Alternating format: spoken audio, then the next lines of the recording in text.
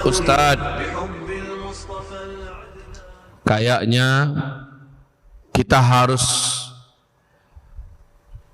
meyakini bahwa kiamat itu masih lama, Ustadz. Loh, kok gitu? Begini Ustadz, kan ada hadis Nabi yang mengatakan selama di bumi ini masih tersisa satu saja orang yang masih kenal dengan Allah.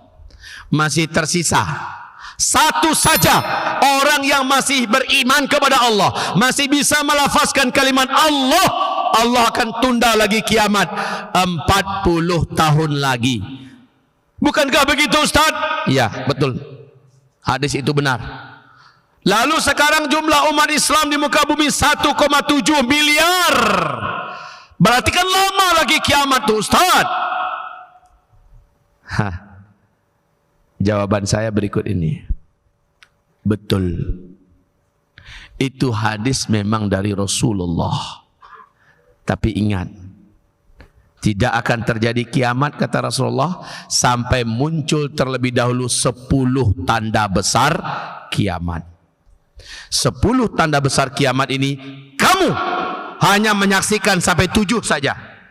1, 2, 3, 4, 5, 6, 7. Yang ke-8, 9, 10 umat Islam sudah tidak ada lagi menyaksikan. Apa yang pertama? Perhatikan ini. Yang pertama, tanda besar kiamat yang pertama apa tadi? Dukhan. Selama 40 hari 40 malam. Setelah dukhan, paling lama 3 tahun kemudian menyusul tanda besar kiamat yang kedua, lepasnya Dajjal.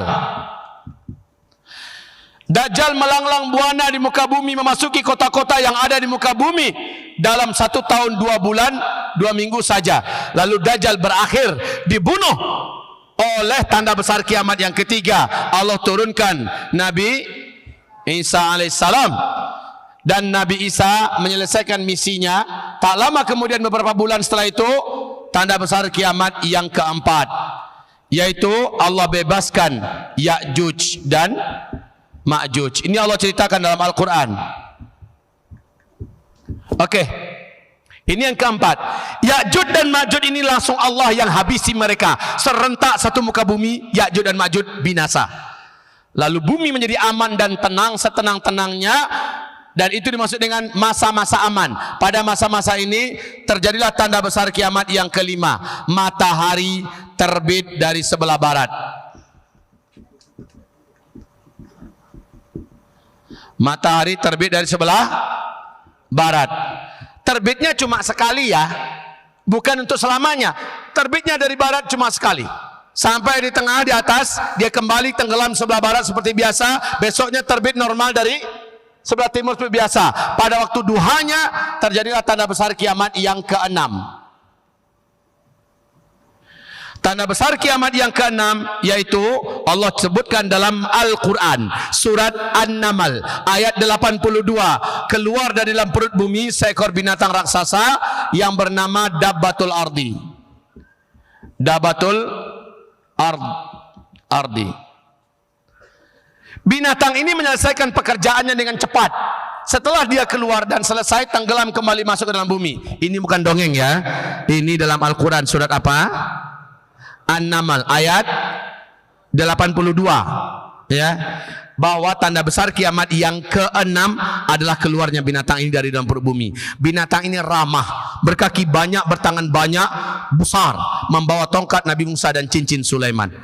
Dengan cepat bumi ini dikitarinya dan manusia-manusia diberi tanda oleh dia. Orang beriman menjadi putih dan bersih wajahnya, orang kafir menjadi gelap gulita wajah mereka. Setelah selesai pekerjaan binatang ini, terjadilah tanda besar kiamat yang ketujuh. Ini dia. Kenapa saya buat besar? Karena ini akhir pemandangan tanda besar kiamat yang sempat disaksikan orang Islam di muka bumi. Apa? Bertiupnya angin lembut yang sejuk lagi berbau wangi kasturi. Angin lembut ini sejuk berbau wangi kasturi. Ternyata bukan angin sembarang angin. Angin ini membawa kematian.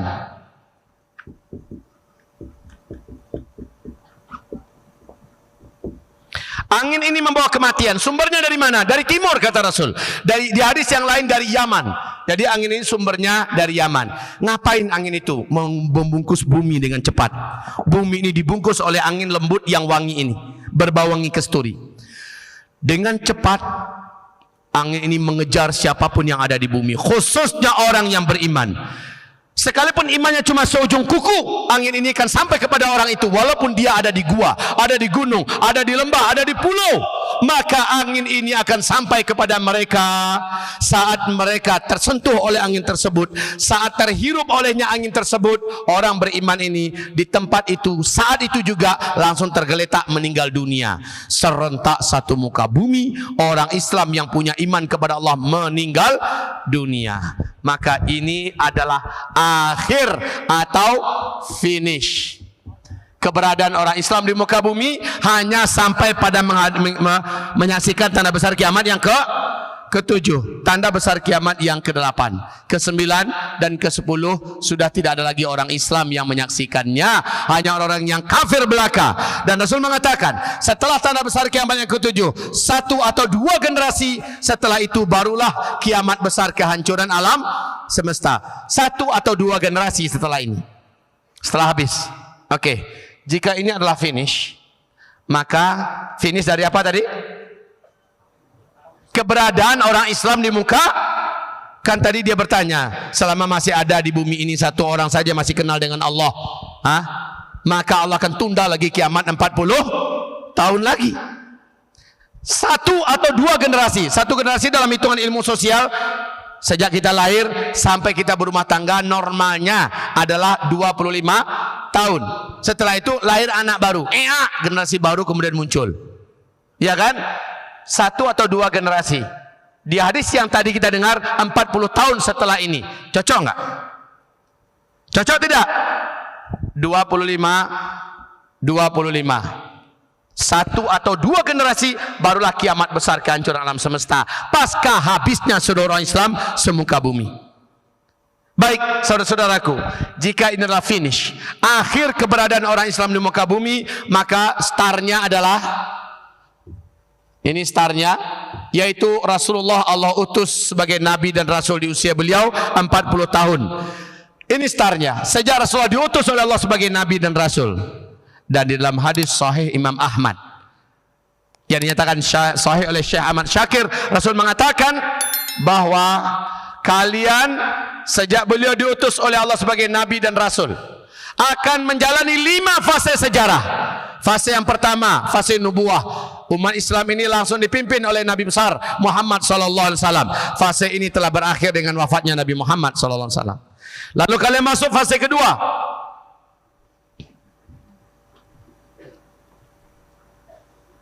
Fase kedua, umat Islam dipimpin oleh khulafaur rasyidin ala minhajin nubuwah. Ya, khilafah ala minhajin nubuwah.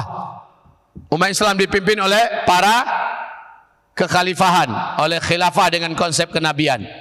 Dan ini berlangsung selama 30 tahun. 30 tahun. Siapa-siapa menjadi khalifah di situ? Abu Bakar, Umar, Utsman, Ali. Sudah. Kalau sudah baru 29 tahun 6 bulan. Nabi mengatakan salasina aman. 30 tahun. Siapa lagi? Hasan bin Ali. Hasan bin Ali. Ini perlu saya luruskan sebuah sejarah. Kenapa Hasan bin Ali kurang populer bagi kelompok Syiah? Kenapa yang populer bagi mereka adalah Husain bin Ali? Karena ternyata Rasulullah pernah membawa Hasan bin Ali yang masih kecil. Hasan usia begini, coba nak sebentar sayang, coba, ayo berdiri sebentar. Ini Hasan bin Ali. Rasulullah pegang Hasan bin Ali di depan para sahabat-sahabatnya. Apa kata Rasul? Cucuku ini nanti di tangan beliau akan bersatu kembali kaum muslimin yang terbelah menjadi 2. Di tangannya nanti, di tangan Hasan bin Ali akan bersatu kembali umat Islam tersebut yang sudah terbelah dan terpecah 2. Dan jadi kenyataan. Jadi kenyataan. Syukuran sayang ya. Namanya siapa? Oh, Hasan. Hasan bin Ayub. Ayub ya, silakan Anda. Jazakallah khair ya. Nanti jadi hafiz Quran nak ya. Baik. Saudaraku, ketika Ali bin Abi Thalib meninggal dunia dengan cara dibunuh ketika akan sholat pergi ke masjid sendirian. Awas ini, hati-hati. Saya tadi jumpa dengan guru kita, siapa namanya? Ustadz Andri Kurniawan, sempat jumpa dengan saya. Pas baru jumpa, saya katakan pada Ustadz itu, semoga Allah melindungi Ustadz, semoga Allah menjaga Ustadz, semoga Allah memelihara Ustadz. Kenapa saya katakan demikian? Dari ceramah-ceramahnya yang tegas, berani, membuka fakta dan data-data yang benar, realita yang tidak bisa ditutup-tutupi, beliau pasti diincar. Maka benar ternyata beliau mengatakan, saya jadi target, saya sudah di ultimatum untuk dihabisi. Dan dia menyebutkan yang mana yang berkeinginan menghabisi beliau. Maka kepada para pemuda saya katakan, lihat pembunuhan kepada Umar bin Khattab terjadi ketika beliau sedang sholat subuh. Ya, lihat Ali bin Abi Thalib ketika sendirian dari rumah pergi ke masjid, ditusuk tubuhnya, padahal Ali itu pendekar tak terkalahkan sejazirah Arab. Siapapun yang ingin berhadapan dengan Ali pasti mati, karena Ali ini luar biasa hebatnya pedang beliau, luar biasa hebatnya bela diri beliau, luar biasa kemampuan fisik beliau. Jangan ditanya kemampuan Ali bin Abi Thalib. Di masa dewasanya Ali bin Abi Thalib mengungguli Umar bin Khattab dalam hal apa saja. Tapi Ali dibunuh di waktu subuh ketika seorang diri. Maka ulama-ulama kita kemarin ini banyak orang yang gila jadi-jadian, ngincar para ulama. Maka Ustadz Andri Kurniawan, saya yakin menjadi salah satu target. Bila antum cinta dengan para pewaris Nabi ini, dampingi mereka, kawal ketat mereka. Ya, Ali bin Abi Thalib meninggal dunia. Saat itu umat Islam sedang terbelah dua. Satu kelompok umat Islam di sebelah timur, pusatnya Madinah Al-Munawwarah, dipimpin oleh Ali bin Abi Thalib. Satu kelompok umat Islam yang lain, pusatnya di Damaskus, Syria, dipimpin oleh Muawiyah bin Abi Sufyan. Nah, ketika Ali meninggal, para ulama-ulama dari kalangan sahabat senior langsung bermusyawarah darurat, siapa yang akan kita angkat menjadi khalifah berikutnya. Jatuhlah pilihan kepada Hasan bin Ali. Hasan bin Ali. Hasan pun dinobatkan menjadi khalifah dalam usia yang matang, dengan fisik yang kuat, dengan kebijaksanaan yang sempurna, ketakwaan dan ketaatan yang tidak ada tandingannya. Hasan bin Ali memimpin, tapi dia resah dan gelisah, berpikir bagaimana cara bisa mempersatukan umat Islam. Karena umat Islam sudah terbelah menjadi dua belahan besar, blok timur, blok barat. Kadang-kadang blok timur dan blok barat ini sampai bentrokan kepada perang Siffin, perang Jamal, dan perang-perang. Lalu Hasan berinisiatif. Inisiatifnya ini diterima oleh para ulama. Apa? Menyerahkan tampuk kekhalifahan sebulat-bulatnya, sepenuh-penuhnya kepada Muawiyah bin Abi Sufyan yang berpusat pemerintahnya di Damaskus, Syria. Sahabat senior Nabi yaitu Muawiyah bin Abi Sufyan menerima tampuk kekhalifahan tersebut, dan sejak hari itu resmi, itu 6 bulan ya, 6 bulan setelah Hasan bin Ali menjadi khalifah, dengan resmi tampuk kekhalifahan di tangannya diserahkan supaya hanya ada satu saja khalifah, Muawiyah bin Abi Sufyan. Sejak itu disebut dengan Amul Jamaah, tahun persatuan. Umat Islam kembali bergabung menjadi satu di bawah satu pemimpin saja, Muawiyah bin Abi Sufyan. Masya Allah. Itulah dia nubuat Nabi ketika dulu memegang cucunya Hasan bin Ali. Sejak kejadian itu Syiah kebakaran jenggot, geram dan marah kepada Hasan. Tetapi bagaimana lagi, mereka wajib menobatkan Hasan sebagai imam mereka yang kedua setelah Ali bin Abi Thalib. Ali, Hasan, kemudian baru Husain, dan seterusnya. Baik, masa khilafah Islamiyah selesai dengan penyerahan tampuk kekhalifahan dari tangan Hasan bin Ali kepada Muawiyah bin Abi Sufyan. Nah, sejak zaman Muawiyah bin Abi Sufyan, khilafah Islamiyah berubah kepada sistem khilafah dengan sistem kerajaan. Nama penguasanya tetap khalifah, harus hanya satu orang, tapi sistem yang dipakai sudah sistem kerajaan. Ini yang paling lama Pak, fase ketiga, 1227 tahun. Diisi oleh 3 dinasti. Dinasti Bani Umayyah, dinasti Bani Abbasiyah, dan dinasti Bani Utsmaniyah. Fase ini disepakati oleh para pakar dan ahli sejarah juga telah berakhir. Kapan? Runtuhnya Khilafah Islamiyah Al-Utsmaniyah di Turki pada tanggal 3 bulan Maret tahun 1924. Fase ketiga telah berakhir. Kita sekarang sedang berada di fase yang terberat, fase yang keempat. Nah, fase yang keempat ini saudaraku, inilah dia mulkan jabarian, fase kediktatoran. Kediktatoran. Pada masa ini Islam dan kaum muslimin ditindas, dizalimi di mana-mana. Di mana-mana. Terasa apa tidak? Pada fase kita ini tidak ada khilafah Islamiyah. Pada fase ini tidak ada khilafah Islamiyah dengan konsep kenabian. Kenapa? Khilafah Islamiyah dengan konsep kenabian nanti pada fase kelima. Nabi mengatakan setelah itu kalian masuk pada fase kelima. Inilah dia khilafah dengan konsep kenabian terjadi setelah fase keempat. Dan khilafah ini Allah sebutkan dalam Al-Quran surat An-Nur ayat 55 bahwa bumi kembali nanti di akhir zaman dipimpin oleh Islam. Khilafah Islamiyah akan kembali menggenggam dunia. Timur, barat, utara, selatan secara kafah dan total bumi tunduk kembali kepada Islam. Menurut CIA, intelijen Amerika Serikat, berkat pertemuan besar 15 negara yang punya intelijen terbesar di dunia di Amerika Serikat, di New York, NIC menyampaikan itu, CIA menyampaikan bahwa khilafah Islamiyah akan memimpin dunia di masa yang akan datang. Dan hebatnya, kalau mereka hanya mengatakan begitu, maka kita sudah tahu dalam hadis ini juga ada kok. Ya, di ayat malah lebih jelas lagi. KGB Rusia masih di New York Times memberikan pernyataan dengan redaksi yang berbeda, tapi tujuannya sama.